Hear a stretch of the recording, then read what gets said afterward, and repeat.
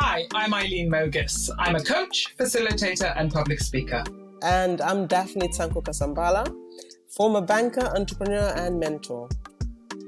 We're longtime friends and African women in the diaspora, talking to women like us about the things that matter to us. And this is Soulfully Podcast.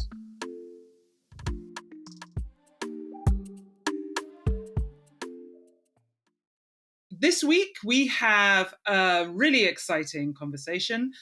Daphne, tell us what we're talking about this week. We are talking about Black women's hair. We're talking about that highly emotive, highly explosive, and and very why it has to be, controversial topic of African women's hair. We're talking to a really special guest. Her name is Lekia Lee, and she was moved through her own early experiences as a child and as a young woman, and as a mother of a Black daughter, to go and put into the public narrative a positive narrative around African women's hair. Wonderful. Because she saw such a huge gap in that space. Yeah, and I'll say, so in talking to Lekia, I didn't know Lekia. I knew of her thanks to you, Daphne, but I hadn't actually met her or spoken to her prior to the interview. Now I'm going to become her friend because I really like her. It's a fantastic conversation. I want to be her friend because I found the messages that she discusses in this interview are so empowering and so true. I mean, she touches on everything in her personal experience, doesn't she? From her own sense of self-rejection, I guess that would be the word, self-rejection, and where that came from and how it led her down a very, very difficult and painful path where she even considered taking her own life. And she talks about that so openly and vulnerably in this this episode, but she talks about as well not only her own journey to self-love, but also, which is probably one of my favorite bits of, well, not my favorite bit, it's all great, but one of the bits that I think I'll take away and remember is the beauty of Black men caring for their Black daughters' hair and the messages that young Black girls will receive of value and love and nurture from wonderful Black fathers. And that is a message that I think needs to be shouted from the hilltops. That's amazing. And for me as well, I knew that, I know that the issue of Black women's hair goes deeper than, it goes deeper than skin deep. And I knew that we would touch on some sort of like influences that come into this, but I was unprepared for the depths. Yeah. And I was unprepared I was unprepared for the insights that I'd get and the relationship that hair and self-worth and society and self-love and all of these elements, it's all intertwined, it's all connected. So I really, really do appreciate having the chat with Lekia, because she opened my eyes about certain things. She made me realize how the way we had our hair cared for as children impacts our relationship with our own hair, and how it can actually have the power, how we let's say the associations that we make between caring for our hair and everything else, and how all of these things have an impact. And it's definitely made me go away. I'm going to go away and have a think about how I actually regard my hair. Yeah. And how I message that. Yeah, and how I regard others' hair as well, because that was the big thing. How do I regard my daughter's hair? How do I regard what grows out of everybody's head, right? It's like there's no right or wrong hair. There's no good hair or bad hair. There's no, it's hair, and hair grows out of our head, and it's all good. It's all good, right? It's all good. And it grows out how it's supposed grows to grow. out how it's supposed to grow out. And with that being said, I think the wonderful thing is once we can reach a level of knowing this and accepting our hair for what it is, then it's you do what you want to your hair. You know what? You want to dye it pink, yellow, blue, green. You want to shave it. You want to grow it. You want to put a wig on it. All's good, but ultimately, that whatever expression we give to our hair or to ourselves should come from a place of self-love, not a place of self-criticism and self-hate, right? And so for a lot of us, that's part of the journey is, am I doing my hair because I hate myself, or am I doing it as an expression of my self-love?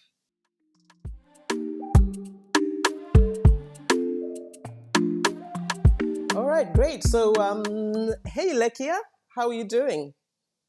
I'm good. I'm good. Had a rough morning, dashing all over the place because I have a hair workshop for fathers tomorrow. So it's a bit of my fault because I left a few things the last minute, and so yeah. And then I As got one caught in the does. rain, so all this is rain hair. Oh my That's me feeling goodness. down. Oh my goodness. Okay, well, what a nice segue, Lekia, to talk about rain hair. But before we go into the subject of hair, I just wanted to welcome you onto Soulfully Podcast. And thank you for taking the time out of your very, very busy schedule, it seems, to have a chat with us about hair, about self love. And I think I'm getting a suggestion from your t shirt because all I can see right now is self love. Self love. That is the thing I wanted to say. Yay to self But love. before we I go didn't do it on into, purpose. I didn't do it on purpose. I just thought, oh God, what did I wear today? That's a bit warm, and it's black. I don't think I think it's clean. No one will notice. Thanks God. That's well, perfect. okay, Lekia. So first of all, I'd like those who don't know you to understand a little bit about your background. So let's start there. Let me ask you to tell us a little bit about Lekia, who she is, where she comes from, what's led her to this place where she is right now. Okay. Oh, where do I start? Anyway, firstly, just to say thanks very much for inviting me. I haven't met Eileen before, so I'm just happy to meet such a beautiful, wonderful lady. Hey, Pleasure. you're joining my Pleasure is network. mine. Daphne, I've known Daphne for, oh gosh, it's been a few years now, isn't it? It's It about has. 10 or so. Yes, and you've been really helpful and supportive of Project Embrace all along and everything that I've been doing anyway. So I'm really, really, I feel really honored to be on your podcast. So thank you very much. About Lekia. Lekia, it's always difficult to talk about yourself, isn't it? So I started life um, here in the UK. I was born here in the UK, and yeah, I'll say it in 1967. I was born in the UK, and then I went back to Nigeria 10 years later. Well, 9 years later, and I grew up there and came back again in my late 20s to the UK. And I think my experience of being teased and laughed at as a child because of because of my skin color has affected me and how I saw myself. Because even going back to Nigeria, I thought things would be different, but they really weren't. So I still got teased because of the my complexion, and people would laugh at me and tease me because of my eyes, because they said, oh, my eyes is I was the only. They used to say things like, "Oh, you're the only black Chinese girl we know," and things like that. And you internalize these things. And I grew up always thinking I'm not enough, and I'll never be enough. And the choices that I made in life were always around that. Like, say, for example, even romantic relationships, I always like, and, I always started planning for the breakup before it even gets started, because I just felt I know I'm not enough, and so he's going to find someone who is enough anyway. But interestingly, I studied chemistry, but later, by almost by accident, turned to broadcasting, because I was actually looking for an extra job to make money. And I just decided, I'm sure I can do this. And there was a new radio station in the town, in the town where I was attending university in Nigeria. And long story short, went through auditions, and I got selected, and I started working, and that's how I started working in radio. And chemistry started fading away gradually, and broadcasting, started taking shape. And I thoroughly enjoyed it. I worked in radio and TV, and decided to come here to do the same thing. But I realized that the experience that I gained from working in Nigeria for 6 years wasn't appreciated here.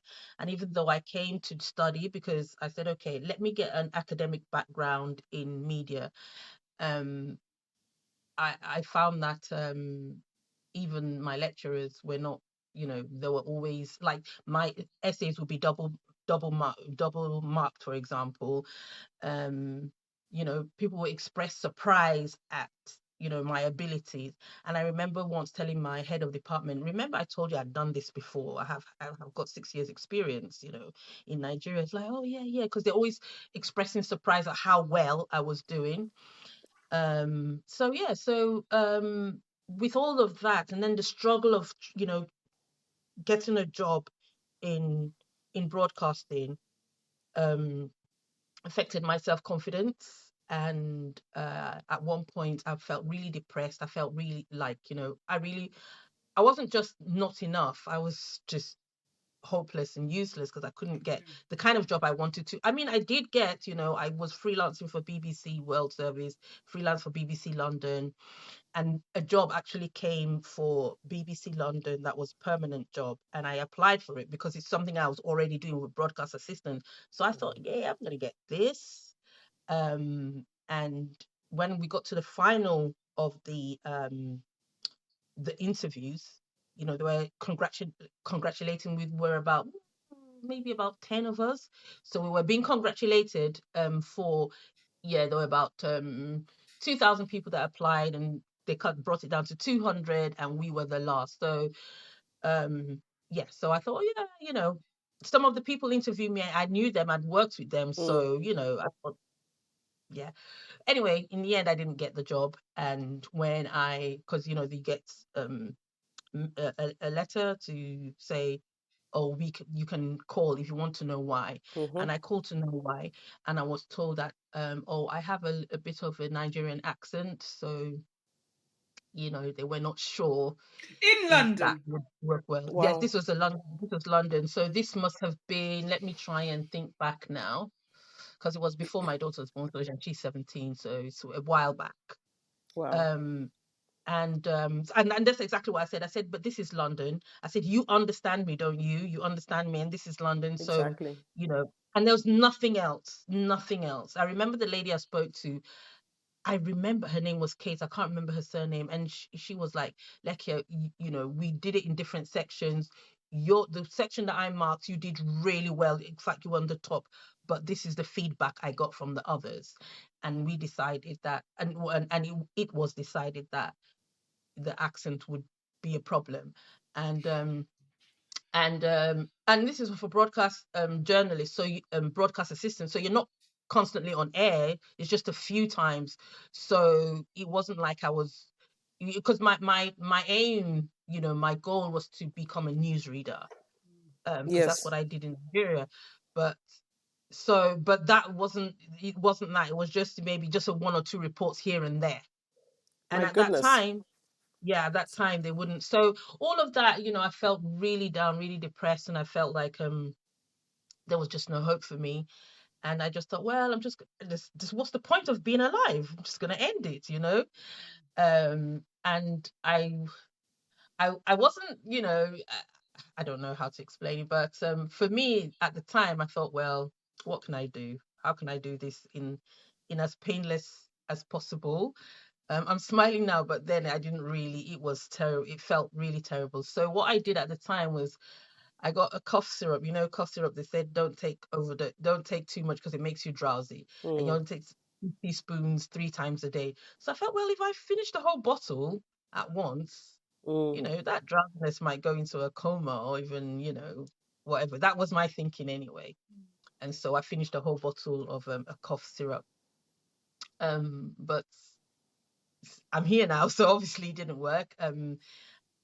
Yeah, I slept for quite a while, longer than I normally do. But I woke up, I opened my eyes, I looked at the ceiling, I was like, okay, this is not heaven. So And this Lekia, looks like, thank you firstly for sharing something so vulnerable. And I'm sure yeah. so many women, especially women of color in a predominantly white world, in the Western world, um, would have at some point experienced feelings of not enoughness and feelings of Mm. not belonging and rejection in society.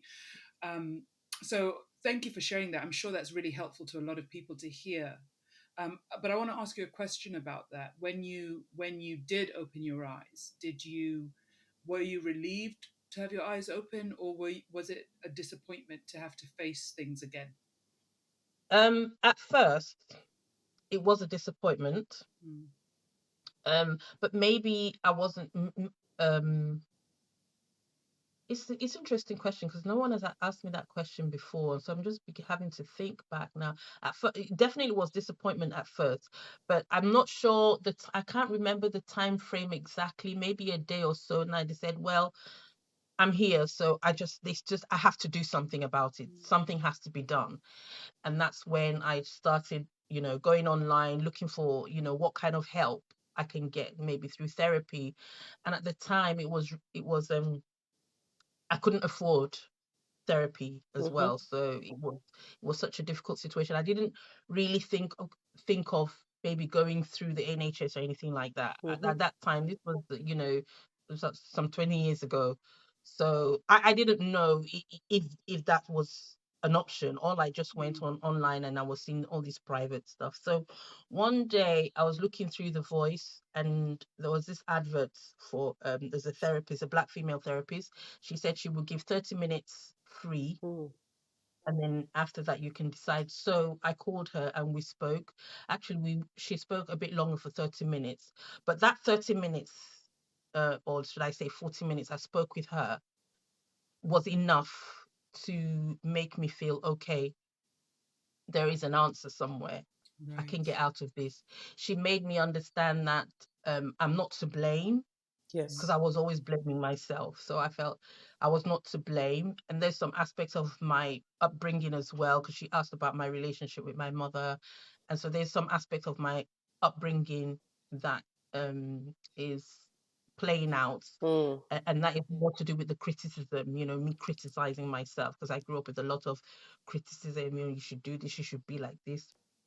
And Yeah. also just feeling, again, that not good enough feeling in terms of the eyes of society. But she did a brilliant job, those 40 minutes. Yeah. Right.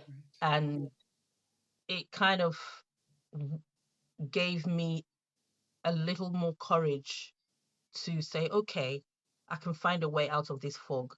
Wow. And then that's when I started, going. I went to the library and was just looking for books that I could read to help me out. And yeah, that's how it started. And as I said, okay, I can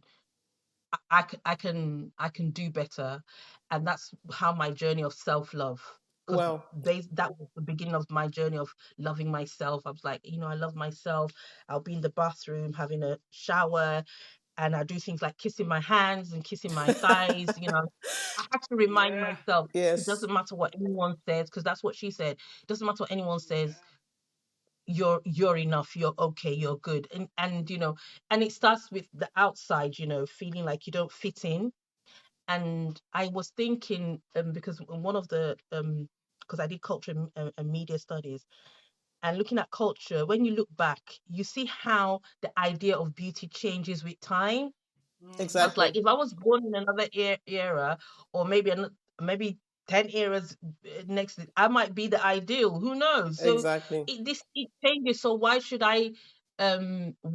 my idea of beauty be based on just someone's thoughts, someone's thinking? Yes. Mm. The more So conversations wonderful. that Eileen and I have had, the more we realize that a lot of our experiences are common, like the experiences of, the early childhood experiences and the experiences not only to do with society and what happened at school, but at home as well. And maybe, let's say, the inner conflicts that happen as a result of our upbringings, which may be to do with culture, maybe to do with our parents and all of those things, and how a lot of them have led to uh, many women experiencing depression, and how also Yeah, we're not able to find the vocabulary for that depression, but yeah, also talking about how the impact of just one session from somebody who understood you culturally, coming and almost like lighting a flame within you and setting you on a course of self-love, and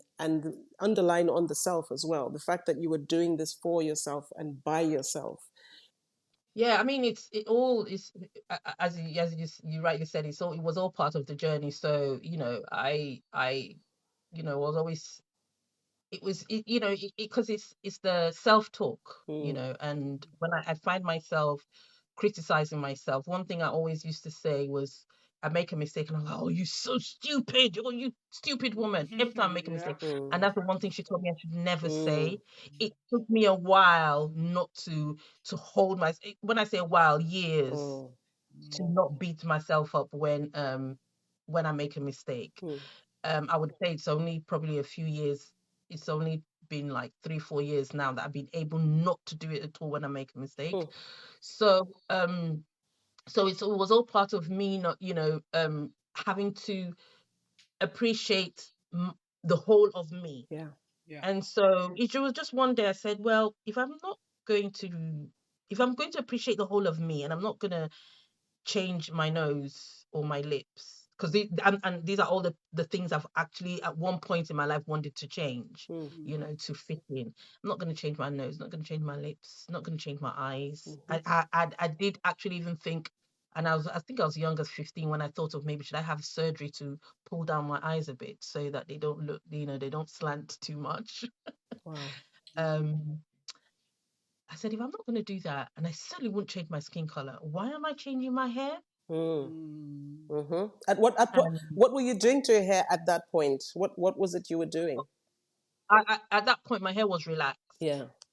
and it was because especially when I was much younger, I had naturally had thick hair, Mm. so it always looked, healthy and thick. Even my hairdressers would be like, "Oh, let's thin it up a bit," when I do a fringe or something, Mm-hmm. because it was so full. Yeah.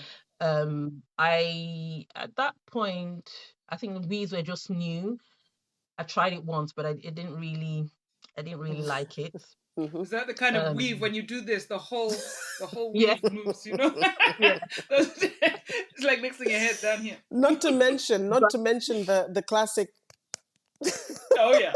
yeah. But So I never got to the head bang, the head slapping the thing head because slapping. yeah, Oh, and the yeah. lady didn't do the style the way I wanted it anyway, and so the next day I took it off and I'm like, no, But that was at the cusp of me questioning all Mm-hmm. the things I was doing that wasn't reflective of self-love. Yes. And yeah. bear in mind at that time there was still a lot of work I was doing. Mm-hmm. Yeah, yeah, But yeah, for me, hair was is such an important aspect of, especially for females. I think for everyone, but especially for females because of, the patriarchal society we live in.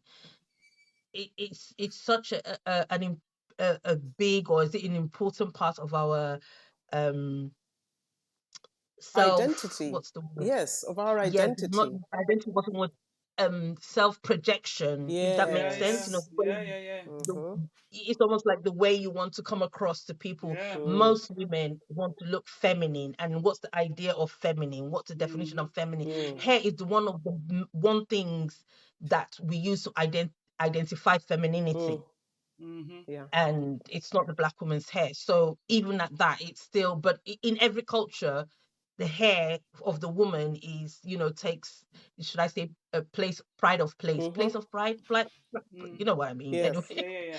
yeah, That place. when when it comes to defining, Mm. um, um, feminine beauty, so it was a big thing Yeah. because I was telling at that point I was telling myself I was beautiful. Yes. Yeah. At that point, um I I was also telling myself it's okay to make mistakes, but what was more pertinent to me was that idea of beauty, Mm. because it almost like if people accept the way you look, it's easier. Well, for me, it was easier to just accept you, Yeah. to accept yourself. Exactly. So if people are going to accept the way I look, I have to accept it first. Yeah. So I was like, okay, and this is coming out from also the books I was reading at the time. So I was like, why am I changing my hair? Yeah. Why am I changing my hair to look like someone else's? Mm-hmm. Mm-hmm.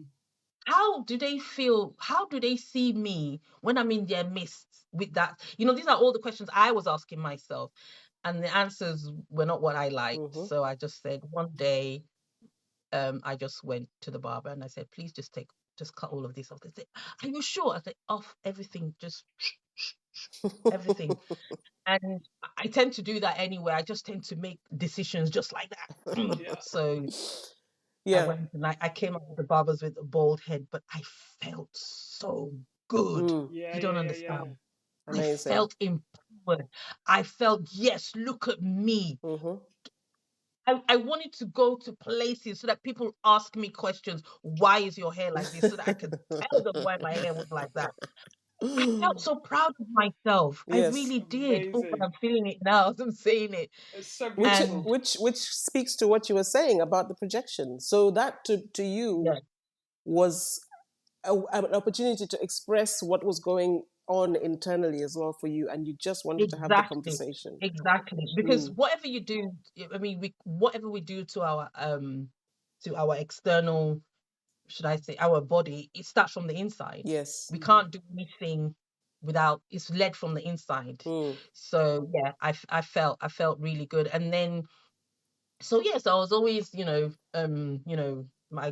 grew out a bit and it grew now, and I didn't know what to do at that time. This was 2000. I had Yes, no because idea. I did want to ask you at what point, because I remember in my own hair journey, um, I went.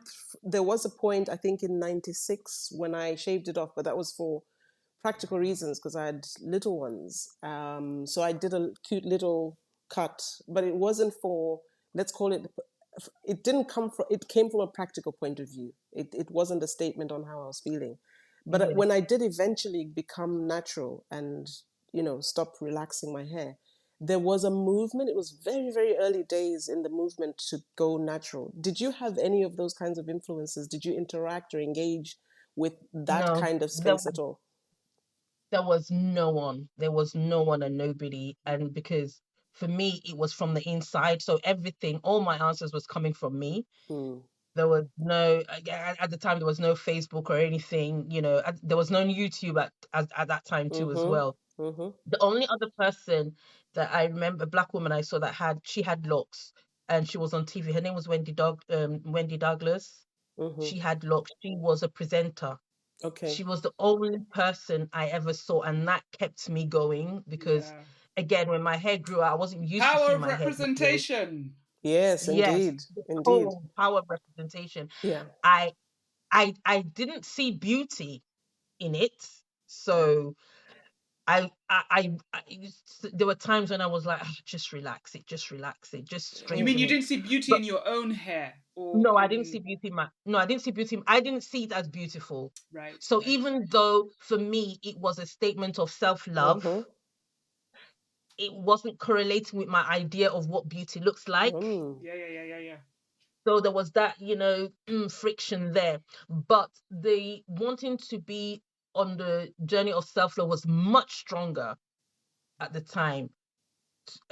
So it helps me not to conform, because sometimes I think I'll see other women are like, oh, and especially straight and short styles. I really like straight Mm-hmm. and short style at the Mm-hmm. time. And I think, oh, like Halle Berry, sort of when her Mm. hair was short, that sort of, look. I was like, oh, this is nice. This looks nice. Oh.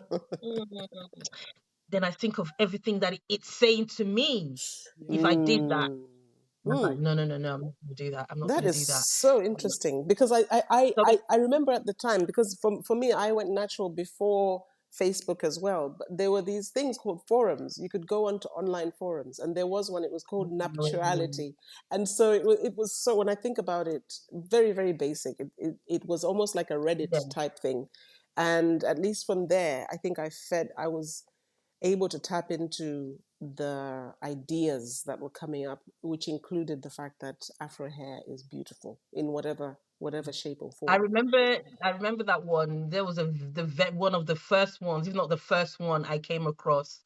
But this was almost 4 years into my journey, or 5 years into my Mm. journey of my hair. But yeah, there was nothing. So I remember Mm-hmm. one day, my hair was dry. Obviously, when my hair is dry, you can't put a comb, just can't. I Mm-hmm. thought, God, what am I going to do to my hair? I don't know what to do. All right, let me just wash it. I'll just wash it first, and then whatever happens after that. Mm-hmm. And so I put water, shampoo, and I was like, oh my God, it's soft.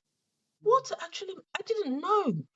Water makes it so, oh my days. I was like, oh yeah. And that's how I knew. And then, Wow. I just put it in twist. And then one that's okay, let me loosen the twist now. It's been in twist for 2 weeks. And I'm like, oh, okay, this is how it looks when this everything I discovered myself, Wow. but I think, yeah, the thing was because the determination was there to love myself. It took me about 2 years Mm-hmm. for me to actually look at my hair and really see the beauty in it. Yeah. Mm-hmm. Like I look at your hair, look at yours, Eileen, and I see beauty. Before I wouldn't have seen beauty Hmm. in Yeah. any of your hair types, but now I do. Yeah. Again, and this is why I tell people that the idea of beauty is we train ourselves. Hmm. We are trained to see beauty in a particular Yeah. way. We are socialized to see beauty in a particular way, and Yes. it can change. Yes. So when I had my daughter 5 years later Mm-hmm. into going natural, you can imagine I didn't want her to go through any of the Mm-hmm. self-doubt Mm-hmm. issues, not feeling I am enough issues. I didn't want her to go through that. And at the time, I used to say that hair is the last bastion of discrimination, because even while you cannot discriminate someone, you can't say talk about somebody's skin color, for example. People recognize it immediately as discrimination. But when it comes to hair, people can say things about your natural hair, and it doesn't come across as discrimination. It comes across as many other things, Yes, Eileen, I don't know but not whether that's so true. I don't know, Eileen, whether you caught that news story about a very, very high-end hotel in London telling. The Ritz. Call it Yes, the the Ritz. Ritz. The Ritz. The Ritz Hotel in London. The Ritz Hotel in London having the audacity to tell an applicant that Afro hair is Mm. not professional. And it says so much. So we agree with you. I agree with you. Like, yeah, it Yeah. is the last I mean, bastion. it's an easy site to Mm, express racism, mm, and people do that. So until we have something like the Crown Act, sorry, I think I'm jumping ahead yeah. now.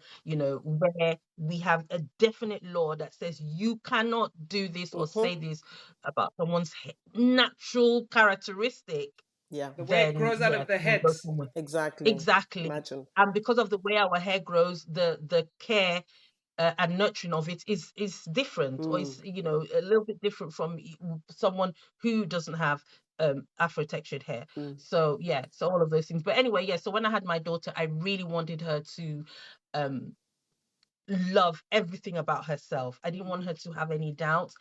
And hair is so powerful, and if I strongly believe that if a woman is really comfortable with her hair, there's almost nothing you can throw at her. mm-hmm. It's very. I think it would be much more difficult to. What the saying that says, if there's, oh, how does it go? You cannot. Okay, I'm not going to say this verbatim because I'm not really sure how it goes, but I'm sure you'll pick up what I mean. So the enemy outside cannot harm you if there's no enemy inside. I'm saying it wrong. Well, But no, you we know get the what? We gist. get that. And We that get the is gist. that is like spot on. And you know what I Exactly. love about this, Lekia? What I love about this so much is as mums, because we're all, we all have mums, and if we Mm, don't have our own biological kids, we're impacting other mm-hmm, other younger women. mm, This idea of you working on yourself so hard, really embracing yourself, and then your daughter then picks up on you celebrating you. mm-hmm. That is because it doesn't matter how much we say, oh, you're beautiful, no matter what. If we don't believe we're beautiful, how are they going to believe they're beautiful? Exactly. Exactly. Exactly. And this is why we have so much anxiety among young people, Mm-hmm. because you telling them doesn't make any difference, but they're Nah. picking up. Exactly. They're Yeah. picking up. I'll tell you a quick story. A friend of mine, she's slim, but this world, this era we live, she wanted to be even slimmer. So anyway, she came up to me one day and said, I can't believe it. Her daughter at the time was 3 years old. She said she caught her daughter, and her daughter was one of those children, skinny children as well. Children that are really slim. So and she used to laugh and say, "Oh, her daughter is the kind that if she took her because she's from Sierra Leone, she took her to Sierra Leone, people would think she's not feeding Mm-hmm. her." Mm. So one day she saw her daughter in the mirror, just turning around, turning her body around, thinking, "Oh, I think I need to lose weight. Oh my I think I goodness. need to lose weight." She was 3 years old, Wow. and she was shocked. Yeah, man. Yeah. Wow. Where did you get this from? Yeah. How? Yeah. Because she's not even, she's actually skinny anyway. Yeah. But she it dawned on her that she was just imitating her mom. Mm. Mm. And this. But she said she can't remember her daughter being there. Mm-hmm. Obviously she wasn't conscious of her daughter, but her daughter saw her, because that's what the sort of thing that she used to say, but she never would Yeah. have thought that her daughter was picking it And up. I think it goes back to Lekia, what you were saying about your own voice, right? The critical voice. So your Mm. voice, even Yes, if you don't externalize it, if you're saying to yourself in your head, and I think this is the thing with kids are so intuitive, and Mm-hmm. if they're around us, they're picking up not just, this is my whole theory, they're not just picking up what we say, they're Absolutely. picking up how we think and feel. Yes. So Yes. regardless of exactly. what we're saying, our daughter say, we can tell her your body's beautiful, but in Mm-hmm. our mind, if we're thinking, oh, she should lose some weight, she's also thinking I should lose some weight. They Mm-hmm. know, they know, they Exactly. know, they know. Yeah. They We. pick up these things. It's crazy, but they pick up these things. Mm-hmm. And because even now, when I say things or do things that I'm like, oh, I'm sounding like my daughter, and I think, oh, actually, no, she's sounding like Yeah. me. Because many times we don't even realize who or how we are. It's Yeah, yeah, when yeah. people around us are, are doing things and it reflects back on us. Like, if, say, a friend, you've had a friend for a long time and you know the friend's father, and then you tell the friend, oh, you just sound like your dad, or you just, you walk like, the friend will be like, no, I don't. Because they don't realize, but Exactly. you can see, Yeah. Yeah. and children pick up these things. Yeah. So So at three, so so Lekia. sorry, I was just going to say, at Mm. 3, my daughter, 2, at 3 years old, started making, saying certain things. Like when she'll see a woman, she'll say, "Oh, I like her hair," or Mm. that sort of thing. But I realized the only women that she said those to were women, black women with straight hair. When she saw black women with my kind of hair or her kind of hair, she didn't say that. Yeah. And I thought, is Mm. it because she wasn't seeing enough of them? Or she just didn't see that hair as beauty. Mm-hmm. And that's Mm. when I thought, oh my God, even with everything that I've done, Mm-hmm.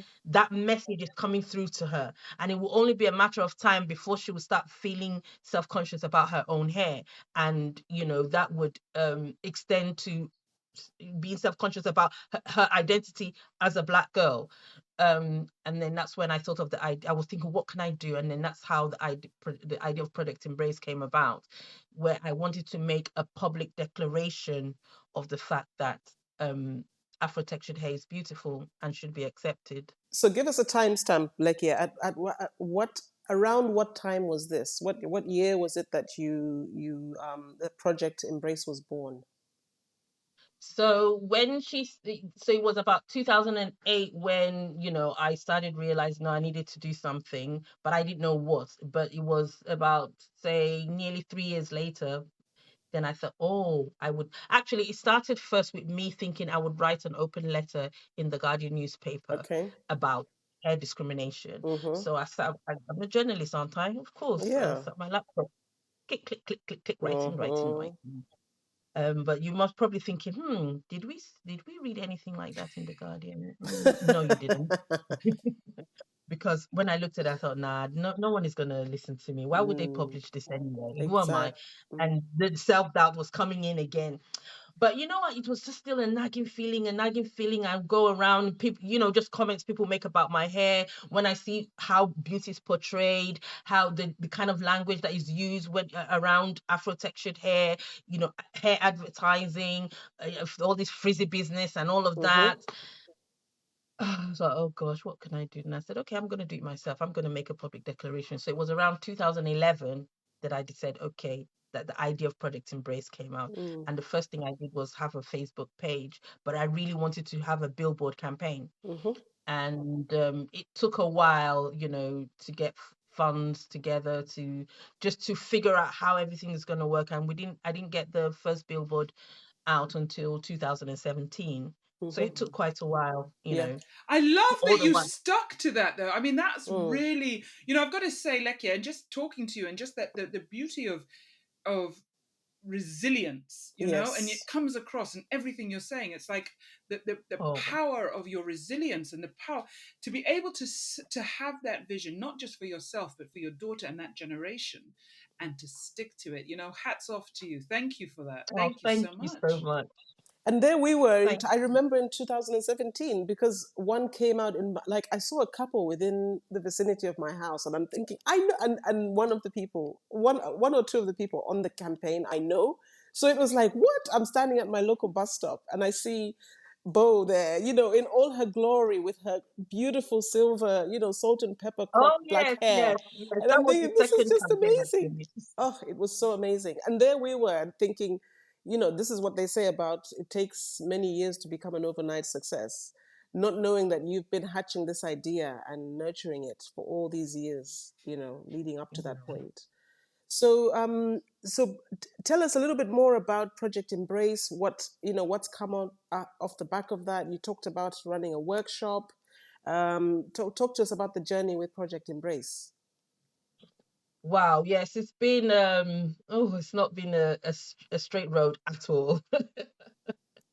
Um, so we've had 4 billboard campaigns. So the idea is to have a billboard campaign once a year. Every Mm-hmm. year we have different women. So we have open auditions because I didn't want it to just be models. I want it to be everyday women like me Yeah. and you because we are all beautiful enough to be on that pedestal Yes. called the billboard. And yes, getting billboard companies to support hasn't been very easy. The first billboard that I got from a company called UK Billboards, I was really appreciative of that. Mm. And then after that, I approached another billboard company called Clear Channel, Mm. and they have been donating. They have been donating their platform to us for yes for with 3 times now over That's four amazing. years. Amazing. Um, Amazing. and hopefully we'll have another one this year. I've And approached where, other sorry, where are your billboards? Are they all London based and central London or um further afield? so no, it's been around. So but it's only up for like 2 weeks, and then so hopefully I'm hoping we can have them up for a bit longer time. But yes, they've been in different cities. They've been in Glasgow, Leeds, London, Manchester, Birmingham. Yes, just around. Yeah. I love that. So Love it. that was I was that was it's just it's really great when you meet people and they understand um the importance Yeah. of what you're doing. And so yes, it was great. I'm also approaching other billboard companies, but not everyone seems to have the vision Yeah. or the commitment to change the lexicon when it comes to black women or black beauty Yeah. or diversity and inclusion. The beauty narrative is still very, very narrow. Mm-hmm. Despite everything that we are doing or saying, and I know it will be kind of gradual before people are able to have a wider lens when Mm. it comes to beauty and acceptability. So yeah, so I hold workshops, panel discussions where we, Can I, sorry, come Lekia, together. to jump across you, but I really want to ask you about this, that Jump in. to go back to that, how beauty hasn't, it's going to take some time for it to be a wider lens. I'm curious, do you think that the self love is going to take as long as the external gaze? So if like Mhm. I think I look at our daughters, like they're my daughter's now 9, and I was traveling with her recently, and I've watched her, the same as your daughter's, like what she finds beautiful, right? And she saw this little girl with these little she had little these cute little puffs on her, and she was like, "Mommy, that hair, her hair is so beautiful. Oh my gosh!" And she was just staring at her, and then I see her with a little girl with the blondest, straightest hair. She's like, "Mommy, her hair's so beautiful." So she and I was just like, baby girl, you can see beauty. You can see beauty as it is. And I was so chuffed. And so I'm wondering, with that, in previous generations, your generation, maybe a few younger, if that is actually transforming the image for our daughters, so that even though the rest of the world may not recognize they're beautiful, they know they're beautiful. And then by, I mean, you can't once they know it, nothing can stop them, right? Mm. What I don't really get the question. Are you asking if it has to start with that internal feeling Well, beautiful? sorry, yeah, I'm asking if you see that that internal shift is happening, even though the external is not yet appreciative. Yeah, But you yeah. know, if the internal is actually shifting already or has shifted, um, yeah, that's basically it. Yeah. I think the internal is shifting. Mm, Um, not not enough, Mm-hmm. yeah. but at the same time, I don't think it's something that can be easily separated. They have to work Mm. together. It's Mm. like a Right. coin that has both Yeah. sides. Right.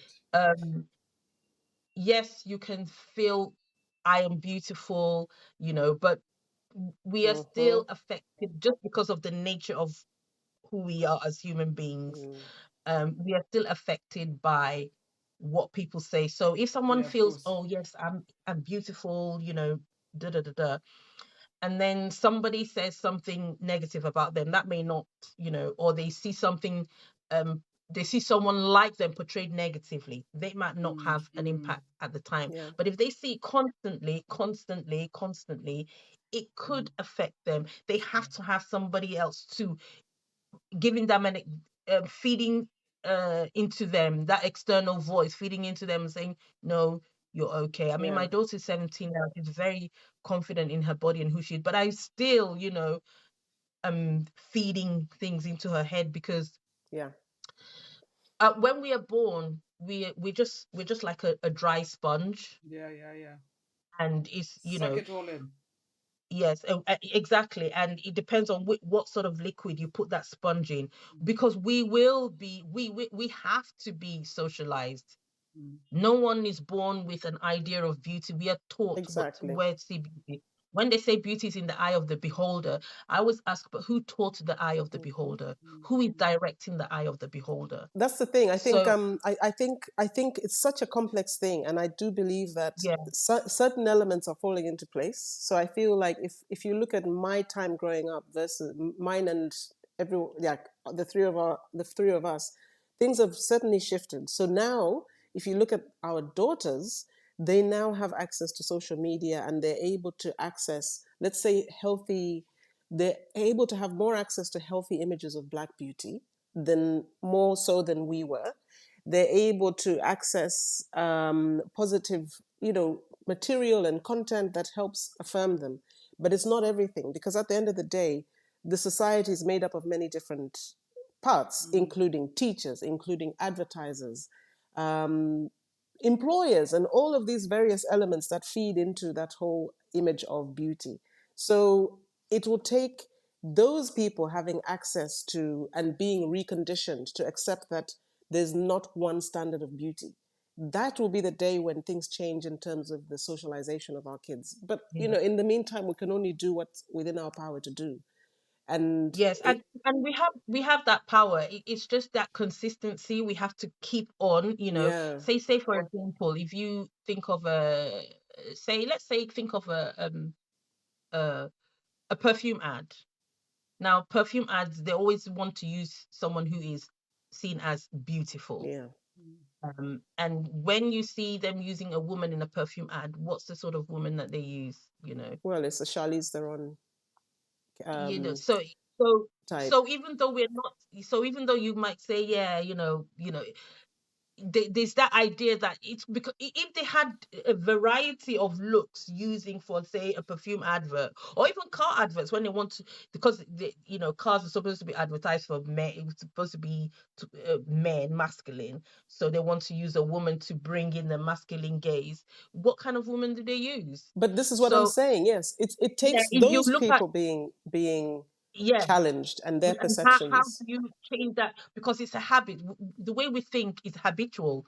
The way we see beauty is habitual. So when you're in the habit of seeing beauty in that sort of way, how do you change? Just like we want to change your eating habits, it's, or, you want to start exercise when you don't exercise, it takes a while for you to change all the neurons that are firing that makes you think in a certain way.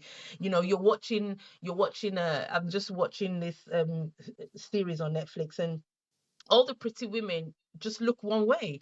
And then when they want to bring in someone who is not supposed to be pretty, it was a black woman, and these things are it's still so, Terrible. subtly said but very powerful. So Yeah. there's still a long way to go, but I think the like I tell people, the revolution is internal. We have It to, like it is. you rightly said, Eileen, we do have to start with the internal, though. No matter how powerful the outward seems, we have to start with the internal. Because for me personally, I feel if the internal decision, if I hadn't made that decision to say, you know what, I'm not doing this anymore because it's not in line with me loving myself, Right. But I the wouldn't but have been able to the stand idea, firm.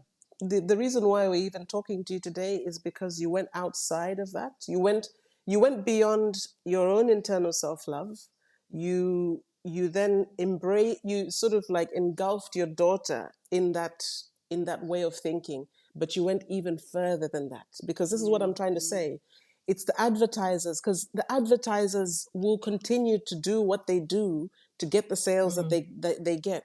It's initiatives like Project Embrace, which then put and challenge a little bit, even, just put a blip in the way they think and challenge the way they think. And I think we need more of the type of yes, stuff that you definitely. Amen to do. that. Yeah. Yeah, because when you have to challenge people, because sometimes, as I said, it's habitual. So you don't even realize that you're Mm-hmm. just looking through a very narrow single lens Yeah. until someone says, actually, can you just turn a little bit left and you might see something different? And like, oh, yeah, okay. Yeah. So, and Unconscious that's where bias. our Mm. voice is coming to So tell make. what tell us about your workshops, because I love the fact that you said you were doing a workshop for men. I love that. Mm. That's fantastic. Tell us. Yes, so it's called a Daddy Hair Hero, the Daddy Hair Hero workshop. So it's just because I want to also push this idea that looking after your child or your daughter, it's not just the mom's job. Yeah. It's the parent's job. It's the fathers have to be involved in how their daughters look and feel, and how their daughters feel about themselves. So that idea of, oh my, I need your daughter needs her hair to be done, you say, oh, go to mommy. No, you can take ownership too of how you're nurturing your daughter. And can you imagine how a little girl will feel affirmed when her dad Oh, Mm. is doing her yeah. hair and saying, Mm. "Oh, your hair's so beautiful. Relax, Mm. sweetie. You know, let's I love let's do it that. this way. Oh, is it hurting? Oh, sorry. You've seen the gentle side of your dad." Yes. Mm. And I tell guys, I said, look, you're thinking, oh, when my daughter grows up, I'm gonna have a gun. Any guy that comes to the door, don't work. You show her all that nonsense, all that bravado. I will Yeah. shoot this. Ah. No, Yeah, you yeah. show her what a good, gentle man should be You Mm. know like. what, Not Lekia? You with are a gun. preaching here. Preach and tell the truth. Hmm. You Because don't need any gun. You you don't need know, all that harshness. mm, I love You it. be what you want your daughter. So when she's out there, and looking for a partner, whichever kind of partner Mm-hmm. she's looking for, whether Mm-hmm. it's a girl or a guy, she would look for someone who would treat her with respect, treat her Yes. gently, take Yes. respect her feelings, respect her boundaries. We have to show them that, Yep. And what and other, like, there are certain, I'm sure all of us remember the moments when we sat and we had our hair groomed by our, I would imagine it's our mothers at that point. Our mothers. But I remember that, and all of the emotions attached to that. Now I remember the yeah, hot comb experience. I remember different oh, things. But can you imagine the memories that we're implanting in our girls, If we And say Yes. daddy will do your hair for Daddy does you, it. Yeah. And you that's know, Yes. just when I amazing. look at that, I watch those videos on YouTube. You know, they have Mm, these videos of black men doing the baby's yes, hair. I watch those videos and they make me cry. they are Why? like Because puppy. I think it's so many narratives, right? It's one Yeah, about black men, yes, Yes. about Yes. the gentle nurturing of a black father. And Yes. yes, Yes. and that is true for most black men, right? It's yes, true that most black men are good men. Fathers. They're And good fathers. exactly. Sorry to jump in, Eileen. Sorry to jump in there Please. because that's another thing that I wanted to show was the fact that there are good black fathers out there, Yes. a lot of yes, them. Lots yes, of them, yes. Ah, you know? And yeah, and we always have good response, when we have these workshops. But also, again, another thing I wanted to also um change in our community is how we nurture our hair or our children's hair. There's this video someone posted which was funny but so true, where he's a comedian, but his sister, acting as his mom, was doing his hair and was like twisting it here, turning it here, pushing the head, using the comb to knock it. And I don't know about you, but I've experienced that with my own mom. I experienced that yes, with, like in Nigeria, you will go to the market where they do your hair and it's pulling and It's a no fight. patience, no. Yeah. And we need to move away from we that. You're like, do. oh, when a child is kind of saying it's hurt, you're like, oh, be quiet. It Mm, doesn't hurt. That Yeah. pain hurt. yeah, Just say, Yeah. okay, I'm sorry. Be gentle. yeah. Yeah. We don't have to use force to nurture Mm, our hair. We can be Yeah. gentle. yes, And I think it's a Oh, good relationship, good way to build a relationship with your yes. child, yeah. to be gentle, loving touch, because we do it for mothers as well. Touch your child's hair with loving Mm-hmm. hands, talk to them. And My daughter has cut her hair now because, she said she wants to focus on her studies mm, and, she's doing her levels. So she's got a nice little afro. mm-hmm, But before she cuts it, we sit down, we're watching something together. We mm-hmm, sometimes we pause and we discuss what we're watching, mm-hmm, or she's just there in between my legs, in between me, Yeah. and I'm just loving her mm, and nurturing her hair and talking to her and telling her how beautiful and wonderful and great she mm-hmm. is Yeah. and what she can do. If she has any issues, she'll say, yeah, mom, but this friend just said this, and we talk about things like that. Yeah. Sometimes it's 3 hours of just me and Mm, her. yeah. Especially when you have teenagers, you Yeah. don't want to get 3 hours with your teen like that. You wouldn't. And So the hair can be a good way I for you to love it. get that it's time. true. Instead of sending them off to some hairdresser, It's true. send you learn it. You learn I'll to do tell your you child's hair. absolutely. And I have two things to say. The first one is I feel like when we were younger and our hair was treated like a problem to be solved, because all of that Yeah, straightening and everything, it just nurtures, it just creates a very, very wrong relationship. It's an unhealthy relationship between us and our own hair.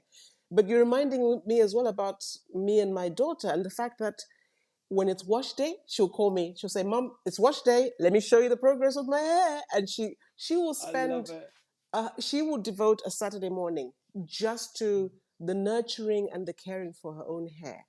And she's so, and I've never thought about it until having this conversation that that's different to the way I think my initial relationship was with my hair. It was like, ugh, yeah, how can I control this hair?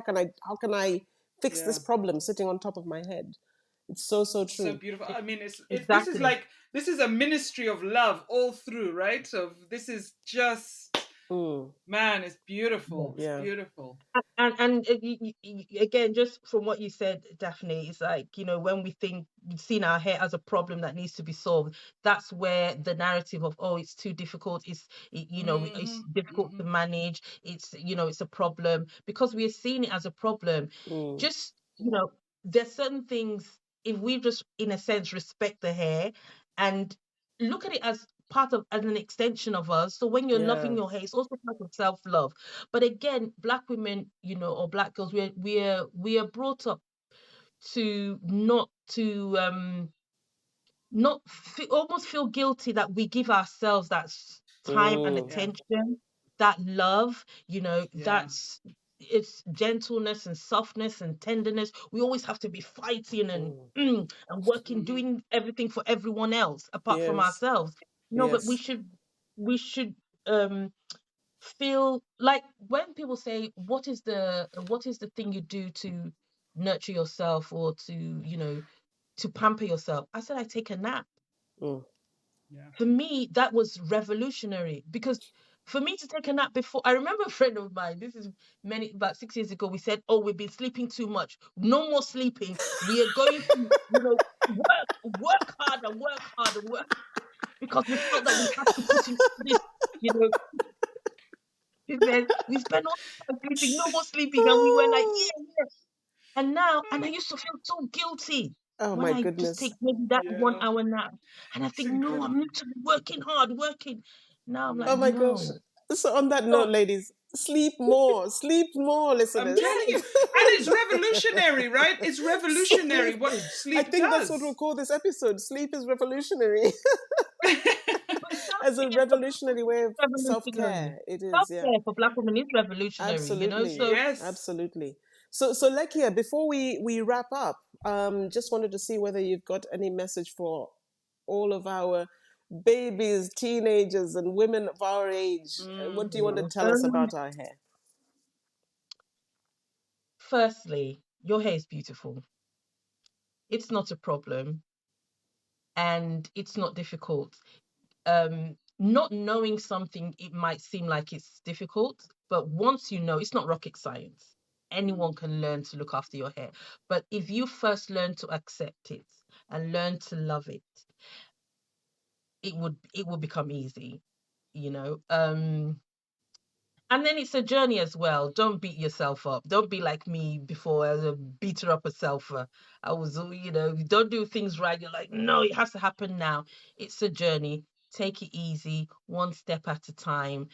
Um, there's something that my friend said, a good friend of mine says, which I really love when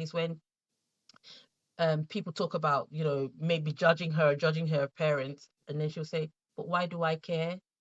Mm. Yeah. Something to say, why do I care? And I use that sometimes when I'm thinking, Yeah. oh, this thing I'm wearing, is it? And then I'll say, no, no, no, stop, like, why do I care? Mm. Why? Yeah. And the answer is I shouldn't care. So, and it takes us time to get to that point. So, yeah, just be gentle on yourself, be gentle on your hair. And it's important to love yourself. And we can express that self-love also by nurturing and looking after our hair. But you need to stop me now because I could go on and on and on. Ah, Eileen, we over love to it. you. We love it all. Yeah, I'll tell you, Lekia, we is so appreciative. I mean, I'd love to know as well, where can people find out more about Project Embrace? How can people find you and everything you're doing? So I'm mainly active on Instagram. So it's just at Project Embrace. Okay. We also have a LinkedIn page as well, at Project Embrace UK. You can go on our website, which is projectembrace.org.uk. And there's an opportunity to join the newsletter if you want to get, regular information. Well, I say regular, it's not that regular to be honest. Information about what we're doing. So yeah, and so it's just things like that. I want to form a community where we can nurture ourselves. Do you actually also give tips for how to manage hair and stuff like that, or how to love and nurture hair, how to look after your hair?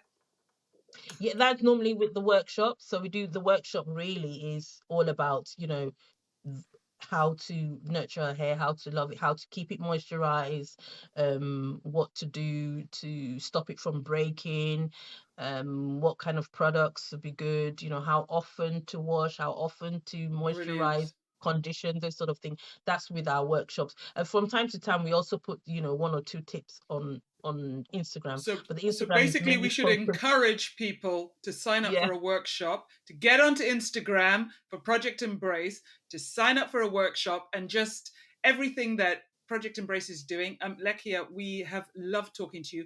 There are so many things you've said that I would have loved to spend half an hour talking about just that thing. So I really appreciate your wealth and thank you.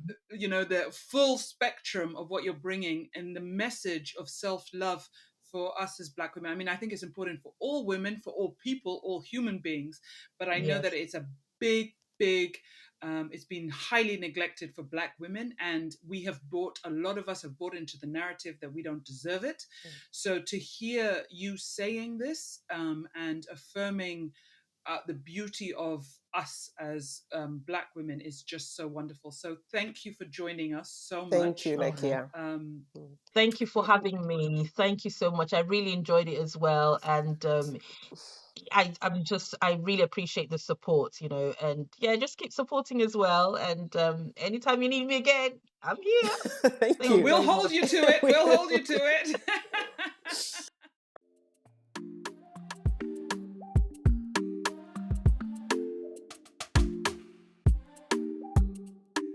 Special thanks to Ayoze Polodine for our artwork and Crack the Window for our theme music. This episode was edited by Marcus Root. Our website is soulfullypodcast.com. Check it out for show notes and links. Please subscribe to our podcast on most podcast platforms and watch us on YouTube. Thank you for listening, and until next time, we're soulfully yours.